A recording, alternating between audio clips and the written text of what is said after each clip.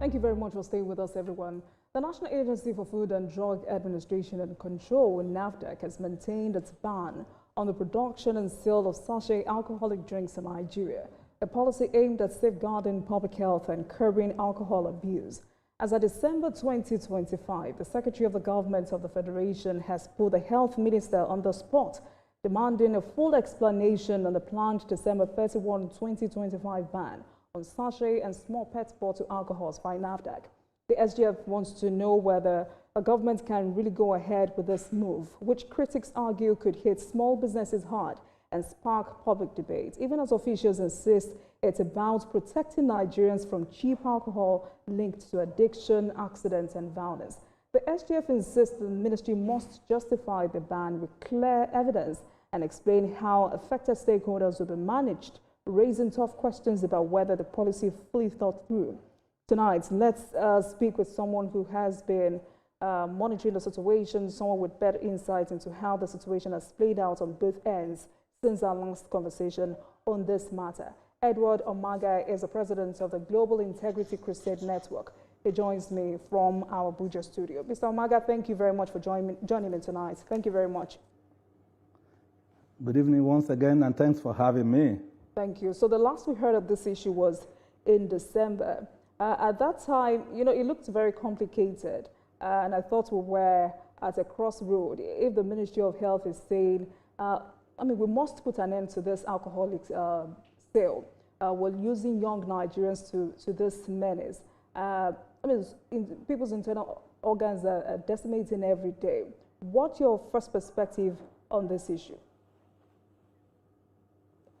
First, we must state that the Ministry of Health or NAFDAC or the Standard Organization of Nigeria cannot completely stop the consumption of alcohol in Nigeria. Nigerians will agree that that is not what you can wake up and do overnight. And even if NAFDAC wants to regulate the way they are claiming they want to stop the production and distribution of this sachet alcohol now, the approach they are using is also wrong. So it's like throwing the baby away with the bathing water. That is what they are doing. Because the last time we checked, the SGF had received a letter of concern from the House Committee on NAFDAC, and then he reacted based on these controversies. There was disagreement between producers, the retailers, and the consumers of these alcoholic drinks. And then the SGF had to intervene by saying, put everything on hold. Let us do a lot of review concerning the issue. But as we speak in this January, NAFDAC, in the way they have threatened, have gone ahead to clamp down on certain companies already. So if you ask me what's the situation like in this January, I would say NAFDAC is already clamping down on companies in Lagos, in Ogun State, and even Delta State, which is so bad. All right. So when you use the word, when you say they claim, it means you're not in support of this move by NAFDAC and the Ministry of Health. And also, when you also say that the SGF had told the Ministry of Health and NAFDAC to please hold on for a while, let's have a review. Was there any date? Was there any communication after that last December conversation? No, the last time we checked, it was around 15th of December 2025 when the SGF issued a statement. Yes. And the statement is clear. For the SGF, the Secretary to the Government of the Federation, is the custodian of public service and all agencies in Nigeria. As far as the agencies of government are concerned, the SGF is like the engine room. So if the Ministry of Health and NAFDAC would not take the directive of the SGF, then we begin to suspect a situation of institutional crisis, whereby one agency is doing something out of the directive of the SGF, who controls most of these agencies. So we are seeing a situation of disagreement with the National Assembly, disagreement with NAFDAC concerning their duties, even disagreement with the Standard Organization of Nigeria, and of course, the Minister of Health. And then on the other side of the divide, you have the general public, who comprise the producers, the retailers, and even the distributors and the consumers.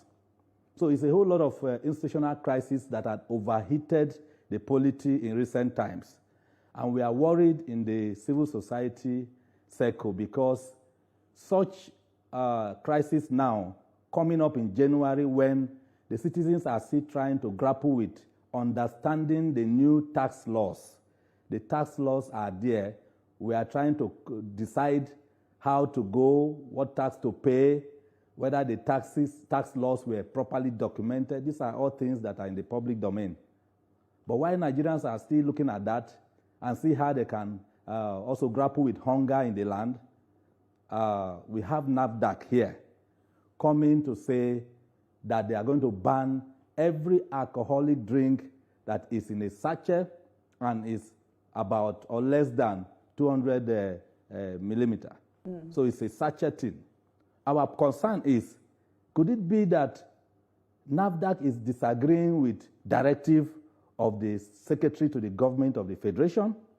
Could it also be that they are dancing to the tone of some bigger producers of alcoholic drinks across Nigeria, such that if they clamp down on the little alcoholic drinks like the sachet ones, would they give way for the ones who are bigger in the market? Let's leave the conspiracy theories for a minute. Let's leave the conspiracy theories for a minute, Mr. Omaga. If the office of the SSG was seeking clarification from the health minister on this ban, it definitely indicates confusion or disagreements within the government itself. In fact, it also suggests a lack of coordination within the government on alcoholic regulation. Don't you think so? First, do you also think there's a better timing or approach for implementing this ban? Like we said before, it's not a good timing at all. We are in an election year, so to put it. Is that why? We are preparing towards. It's not. This is not a good timing because we are in an election year. That is the political aspect of it I'm giving you. But NAFDAC is concerned. NAFDAC and the Ministry of Health are both concerned about the health of Nigerians, which should take priority. And I am telling you that the health of Nigerians that they're talking about, you have millions of small, medium, and micro enterprises that are involved in the production, sale, distribution, and even use of these products. So when you talk about the health of the public, we are talking about also the economic impact of the actions you are taking. For instance, if you sudden ban of sachet alcoholic drinks, such as Action Bitters, Alomo Bitters, Confirm Bitters, a lot of dry gin that are put in sachet packs for sale, we are saying that the economic impact will be so heavy that those who are in business one way or the other in the production and sale of these products will go out of business. In a year such as 2026, it will throw the country into some level of crisis that if the federal government is not careful, they may not be able to curtail. That is our concern in the civil society. In as much as we agree that the health of the citizens is paramount. But our concern again is that if you stop open production, there will be underground production and consumption of these products. You will agree with me that if you stop production, people will go into inner villages, the hinterland, they'll begin to produce, they'll begin to hide these items in their body just to make sure they are taking it. Don't forget the medicinal impact of some of these drinks. So you cannot throw away and that's also the good debatable. And the bad part. Mr. Omaga, that's debatable. It's debatable. Yes, but it looks like... It's debatable. Yes, so this looks like a conversation, a debate about economic concerns over health concerns. And I must also remind you that this is not a fresh conversation. NAFDAC and the Ministry of Health are both saying this directive is in line with global regulatory standards and international best practices. Both are saying we must reduce alcohol-related harm among Nigerians, especially young Nigerians. And you and I know how bad the situation is. If manufacturers are now saying this would harm the economy, they had 5 years to prepare themselves for this. How should the government balance public health concerns with economic realities? It's a failure on the part of NAFDAC, if you ask me to be sincere, because the job of NAFDAC is to regulate the production of these materials. And so if they fail to regulate from the time of production, they are the ones who issue these companies NAFDAC numbers, don't forget. They have NAFDAC numbers on the products we are talking about. And so if NAFDAC at the time of checking the environment where these items are produced, at the time of production, are unable to check whether the alcoholic content or whatever chemical content is good or bad for health, and they wait for production to have come all along.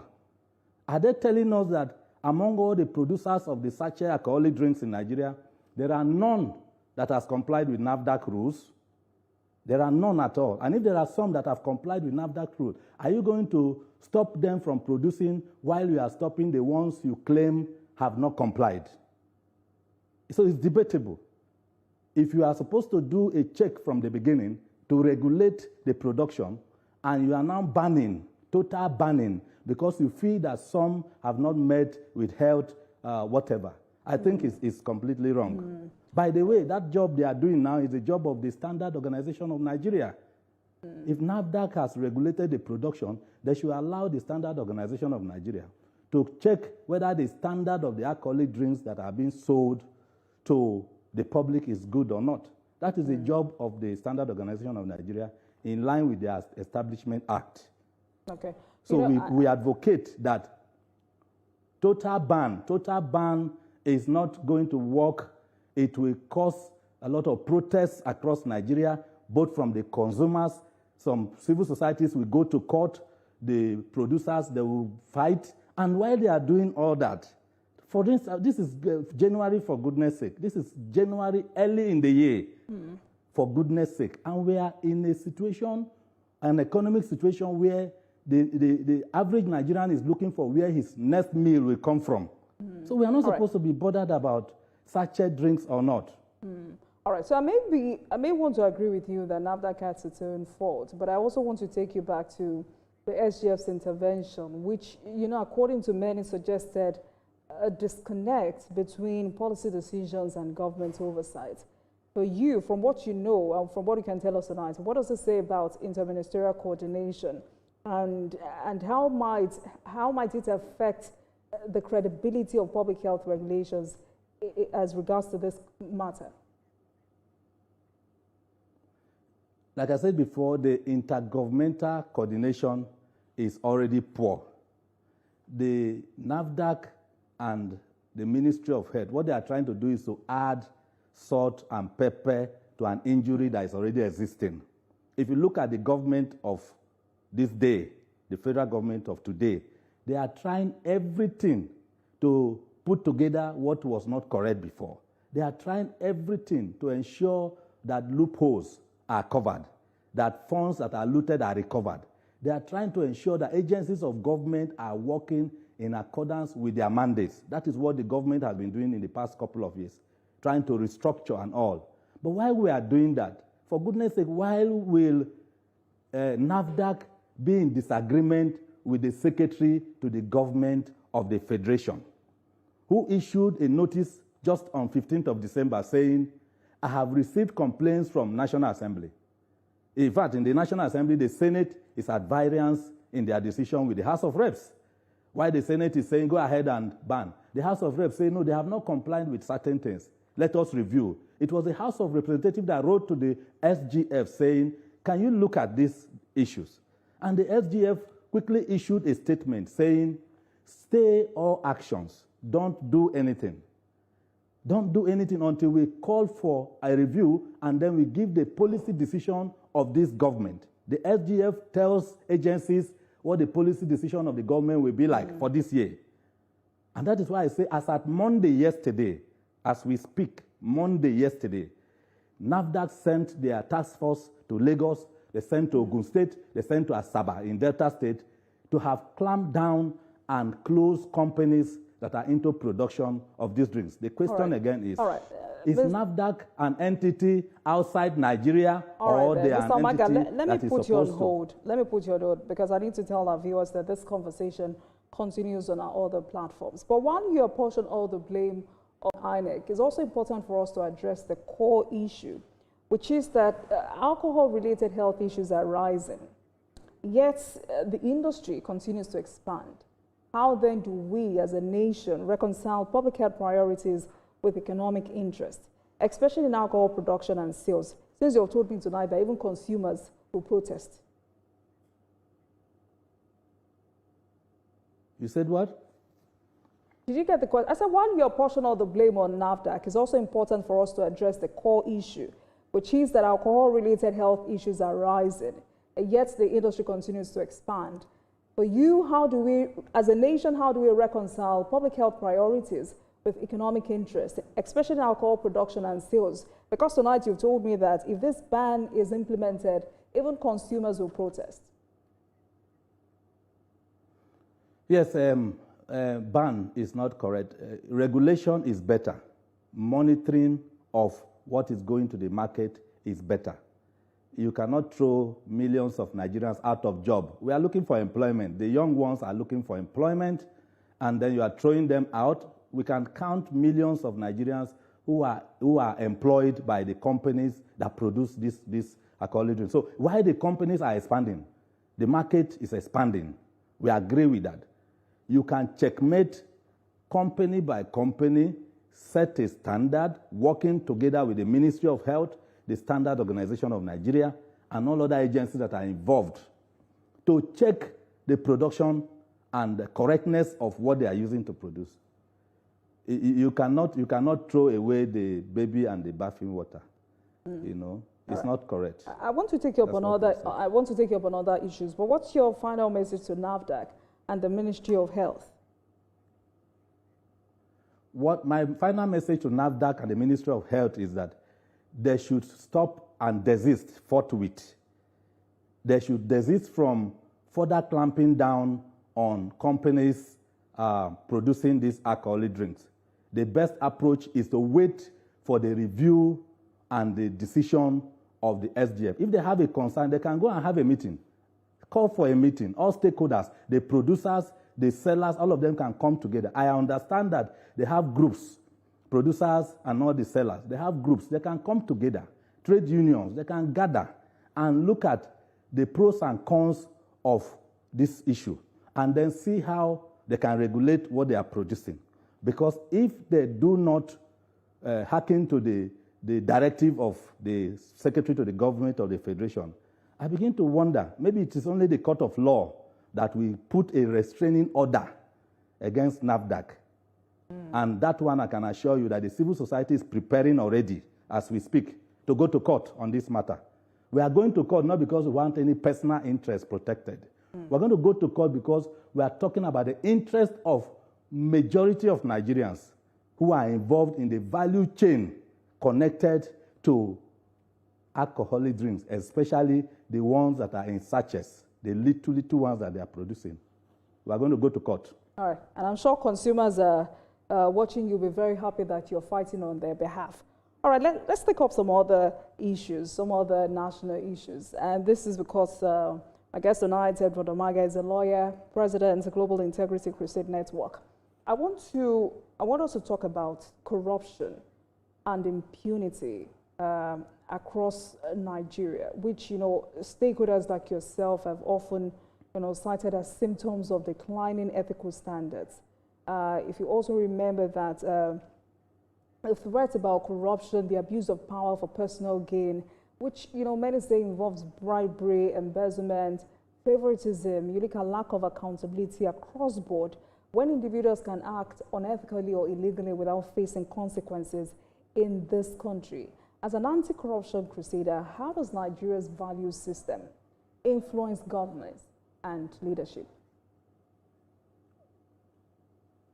Well, the value system we are trying to come out of the hoods where we have been for several years, even after the white people gave us independence in 1960. We are now the ones who have put ourselves in the cage, and we are struggling day by day, campaigning to come out of this kind of cage.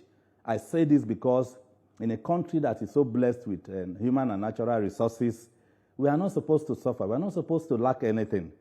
But we have a set of public service office holders, who have decided to place their own interests, the interests of their children and family, over and above the interests of the country.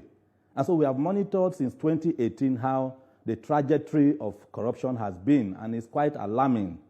It's alarming in the sense that when allegations were made before now concerning some top people in government, we were even the ones that went to the field to fight. We went to the court to challenge certain newspapers and televisions that were accusing some government officials of being corrupt. We didn't believe that they were corrupt. But what we have seen now in recent times has opened our eyes to the fact that the problem of Nigeria that we're talking about is a problem of leadership. And this leadership mostly centers around the civil service, whether it's federal, whether it is state, whether it is a local government, because that is the engine room where all decisions are made. That is the bureaucracy of government. And so a situation where a single man can just take money as he likes from the coffers of government. Once you have political appointment, what you do is to siphon money, is to go to other countries to negotiate refund of money to Nigeria. They will recover looted funds, they will reloot it, and we have had it over and over again. That's the problem that we have. So if you say this is a leadership problem, or a problem of leadership, just as you put it, the president had pledged to, just as soon as he came into office, he pledged to fight corruption aggressively. Yet high-profile cases still linger unresolved. In December, I remember vividly, he still issued strong warnings against the steepening threat of corruption in public institutions. He was urging our public officers to uphold integrity and demonstrate commitment to leaving enduring legacies in national development. How effective has his anti-corruption initiatives truly been? The issue boils down to integrity, like you've said. Integrity is the key word. Did you hear my question, Mr. Omaga? Please, go ahead. Did you get that question? I was asking you to evaluate the president's anti-corruption initiatives since assuming office. Sure. The president is doing very well. Even though it was not part of his campaign promises that he was going to fight corruption, but we have seen it. He's a practical person. He doesn't talk plenty. He's acting. President Muhammadu Buhari, when he came, before he became president, he told us that he was going to fight corruption, and he indeed fought corruption. But those who he placed in authority to fight the corruption were the ones who are saddled, who soaked themselves in corruption. But in this regime, you have a President Tinubu who didn't really openly promise, I will fight corruption. But when he came on board, he saw what is on ground, and he's actually fighting corruption. You can see it in the area of counterterrorism. You can see it in anti-corruption drives. You can see it everywhere. You can see it. It's clear. And that is why you hear recently that arrests are being made and people are being prosecuted in Nigeria and in the UK for crimes they have committed against the Federal Republic of Nigeria. So if you ask me to score the president, I will score him high, knowing that he has more years to go and he has a lot of work to do. Because the corruption is so endemic in the system that it is a whole lot of work if you must make some people to pay for their sins, to pay for their crimes, then those who are behind them will take caution. But there's a saying that if they told in fraud. But, in your years of service, what exactly have you noticed? Why do some high-profile individuals accused of corruption appear to face minimal consequences? Why is that so? Minimal consequences? Yes. No, minimal consequences will depend on the anti-corruption agency that is involved. It also depends on the political willpower of whoever is in charge, whether it's the president, if it's a federal government matter, or the governor of a state. because the laws are there. We don't need to write new laws for corruption. We have the EFCC Act, the ICPC Act, I can go on and on. The Code of Conduct and Tribunal Act, I can go on. These are laws that prohibit corruption, abuse of office, and all. So what we need is to enforce maximal punishment that is written in the law. For instance, a man who stole 8.7 billion naira from the government coffers shouldn't be allowed to be moving freely on the street. He's not in prison. He's not jailed for 10, 20 years. Why the man who stole a motorcycle in Lagos is in prison? It goes back to the issue of justice sector. Who is at fault now? You're going to be looking at the judiciary. You're going to be looking at the law enforcement agencies or the anti-corruption agencies. You're also going to be looking at the prison service. So these are people you put together. They are the ones we call the justice sector. Of course, the Ministry of Justice is also there. The Nigerian police is also there. So how come they are not enforcing what the law says? If they say corruption cases should end the person who committed the offense 10 years, 5 years, 20 years, as the case may be, let it be done. And let there be no scapegoat, whether you have political connection or religious, whatever connection. It shouldn't be like that. We advocate that whoever is caught and found wanting for corruption cases should go down the same way that the young man who stole a motorcycle in Lagos would have been treated so badly and put in prison. So if I'm forced to agree with you that it depends on the anti-corruption agency involved, I also know that fighting corruption requires independent institutions. So how independent are our anti-corruption agencies under this government? Are agencies like the EFCC, ICPC free from political interference and high-profile investigations? What do you know? For now, we cannot really score on that, because from what we are seeing, we know for sure that these agencies are under the government, especially the executive arm of the government. For instance, the Inspector General of Police, the EFCC chairman, the ICPC chairman, all of them are appointed by the federal government, by the president of Nigeria. So you agree with me that there will be a level of influence if Mr. President wants to influence and say, look, leave this case, treat this case this way. He does that through the Attorney General of the Federation. He can enter a nolle prosequi in a matter and discontinue that case from court entirely. So while prosecution is going on with all the evidence they have, the president can intervene through the Attorney General of the Federation, Attorney General of the state, as the case may be, and stop that prosecution or withdraw the case file from EFCC. It depends on what the president wants to do. That is why I said everything, a lot depends on the political goodwill of the leader, either as a president or governor.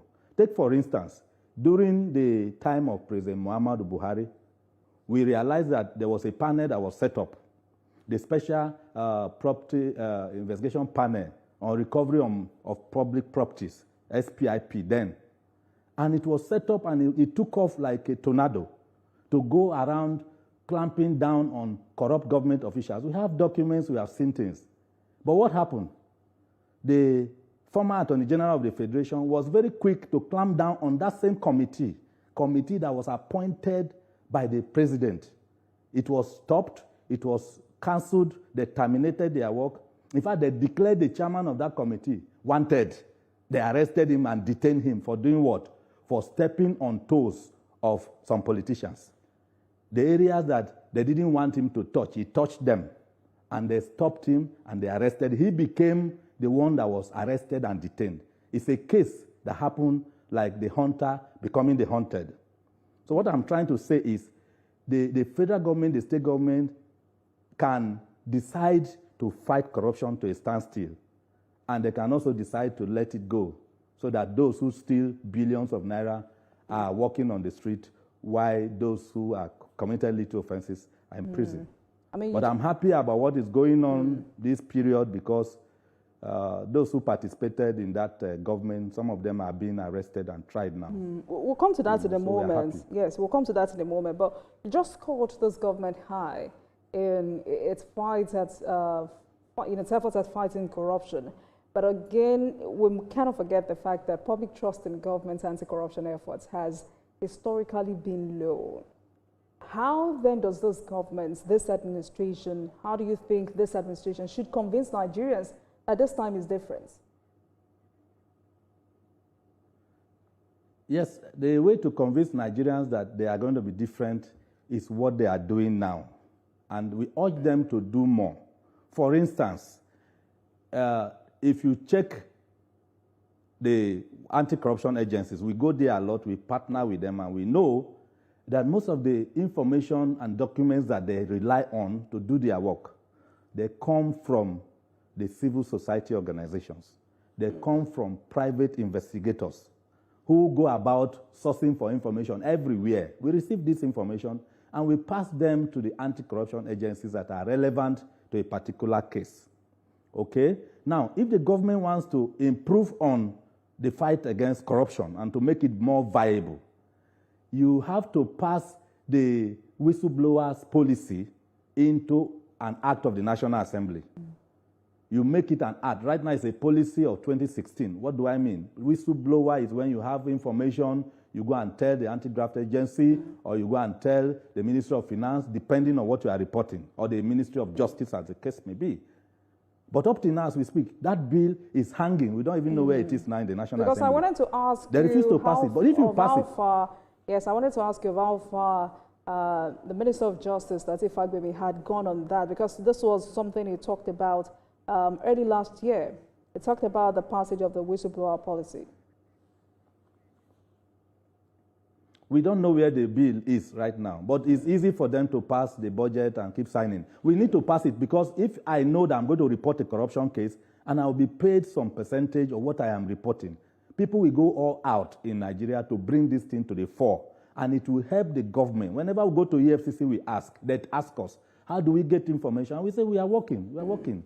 But in Nigeria, civil society organizations and investigators are not, private investigators are not respected or so, because even those who pointed out to recoveries being made, how many of them were compensated?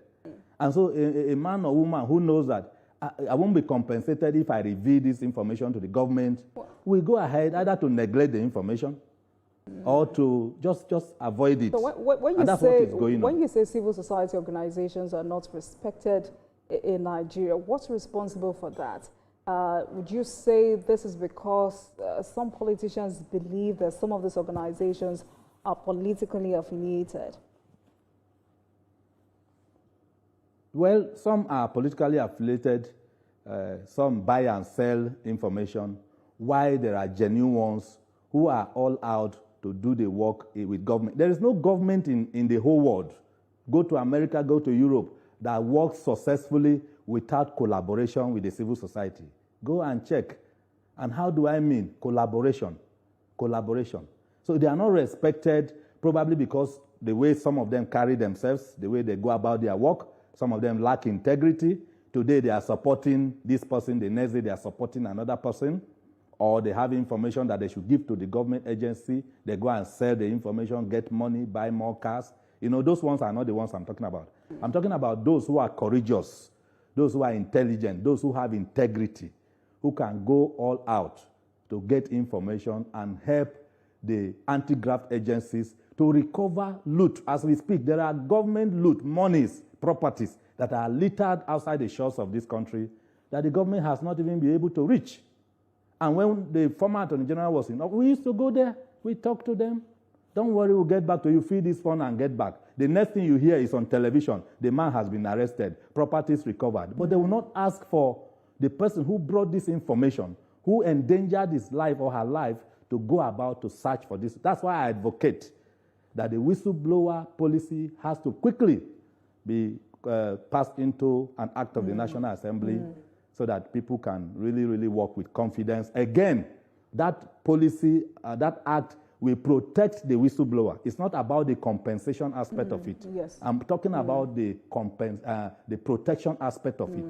So the man who revealed someone and revealed documents about whatever happened should not be in danger of being chased by the same government agencies. Sometimes they go and hire the police to chase the person who reported the matter to EFCC. So you see EFCC investigating to get the money back and police looking for the person to arrest. It's a problem. Yes, it is. We have to draw the attention of Mr. President to these issues. Yeah, that's a very important point you just raised, Mr. Omaga. We're talking about high-profile cases. There are several cases going on, by the way, but most recently is that of former Attorney General of the Federation, Abubakar Malami. That was a man who supervised many anti-corruption processes. So if he himself is now under scrutiny, who was watching the watchdog? You know, interestingly, I remember that in 2021, this was a man who told Nigerians that the federal government has succeeded in identifying, detaining high-profile individuals responsible for funding terrorist activities in the country, and he was ready to give us names. Today, they say power has changed hands. If the nation's chief law officer could, you know, allegedly beat the system, isn't that proof that the system is designed to be beaten? Well, it's a pitiable case because it involves one of us, a legal practitioner like myself. So it becomes a bit difficult to speak about it. But we will speak because Nigerians have to learn and then we have to listen.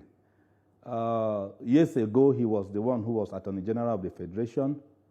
And then he said he would give us names. Did he give us the names of the sponsors of terrorism? We are still waiting. I don't have the names.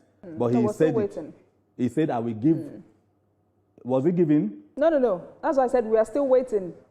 We are still waiting for the names. All of a sudden, we are seeing AK-47, all kinds of guns and rifles in the mansion of the same man who said he had a list of terrorists and terrorist sponsors in Nigeria. The question is, where do we go from here if the people who are custodians of decision-making, custodians of our laws, the Attorney General is the chief law officer of the Federation, and if it's a state, he's the chief law officer of the state, which means it's like his word is like law. Once he speaks, it's like God speaking, you know, in the human form. So when we now hear that about 57 properties are to be seized, whether they have been confiscated already, when we hear that about 8.7 billion naira is traceable to him and his children or his son, when we hear that several guns are found in somebody's house, I wonder whether he's a military man or a paramilitary man. I don't know who he is. I don't have a gun. I don't know how to use it. So why will somebody keep such items in his house and all kinds of things that we are hearing? So it's painful, and it's coming from a legal practitioner. And we are known that for integrity. We are known for integrity all the time. So I'm surprised. It's a sad situation. It's a sad situation. But again, you know, we cannot pretend that this is not the way Nigeria fights corruption in high places. A lot of initial drama, just as we've seen, followed by suspects saved by lax prosecution, then judicial pardons. But let me go back to a point I raised earlier.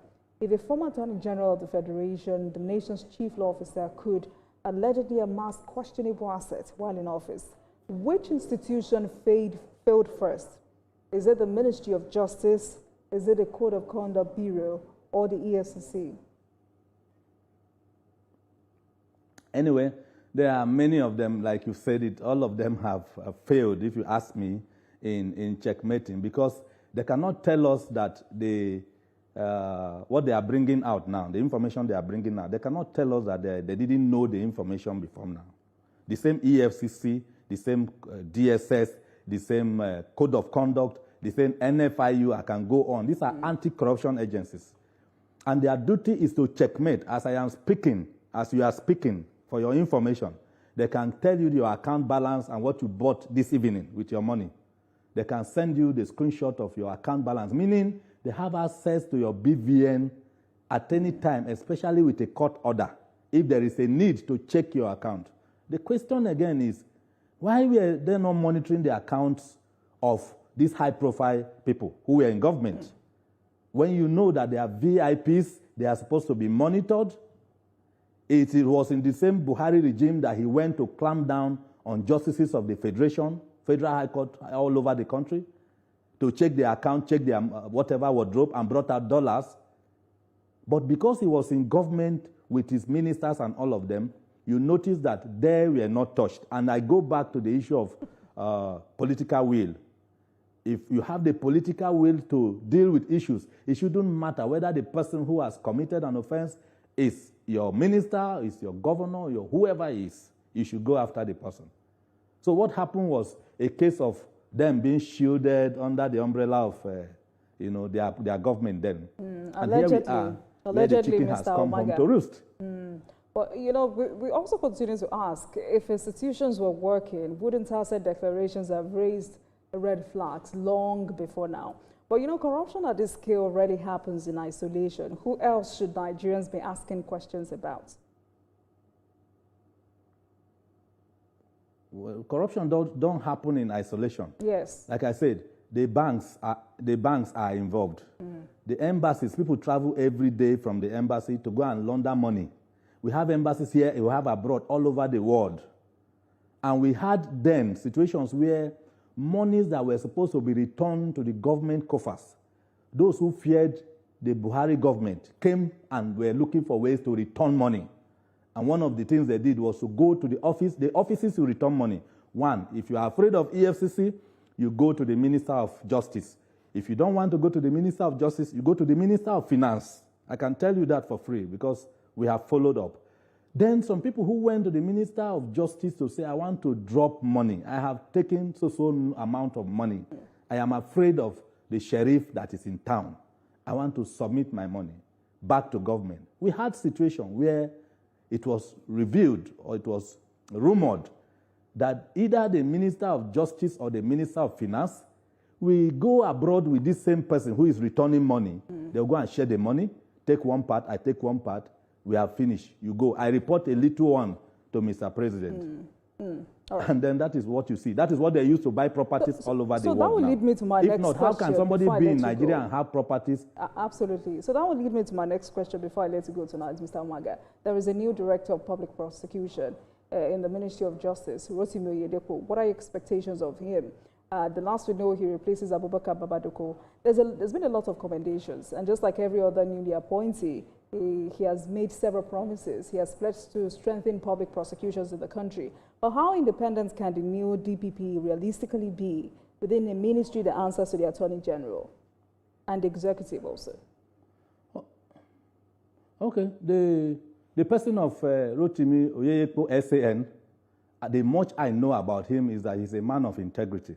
I have met him personally in Lagos, in EFCC Zona Office. Yes, I've met him personally, and our interaction was so good. What he wouldn't do, he would tell you he wouldn't do this because it's not correct. And that is why you saw that he was able to prosecute high-profile cases, high-profile cases, even before he was moved from EFCC to where he is now as DPP. I envisage that the federal government must have looked for him all over the place to go and fetch him from EFCC to bring him as DPP. All right. Even though people are complaining that it shouldn't have come from outside to be in the Ministry of Justice, I envisage that Rotimi Oyedepo will perform excellently well. All right, and we charge him not to disappoint Nigeria. All right, and we wish him all the very best. Thank you so much for speaking with us tonight. Great perspectives, great conversation, great insight, and I look forward to more conversations with you. I've been speaking with Edward Umaga, a lawyer, president, Global Integrity Crusade Network. Thank you so much for speaking with us tonight. Thank you. Thank you. I'm taking you good night. Yes. Right. And thank you very much for watching, everyone. That's our package tonight. That marks the end of today's episode of Politics Tonight. But before we go, let's tell you that the views and reactions of our resource persons are theirs and have no connection with TVC News. You can also watch this again at 12:30. Thank you so much. I'll see you again tomorrow. Good night, everyone.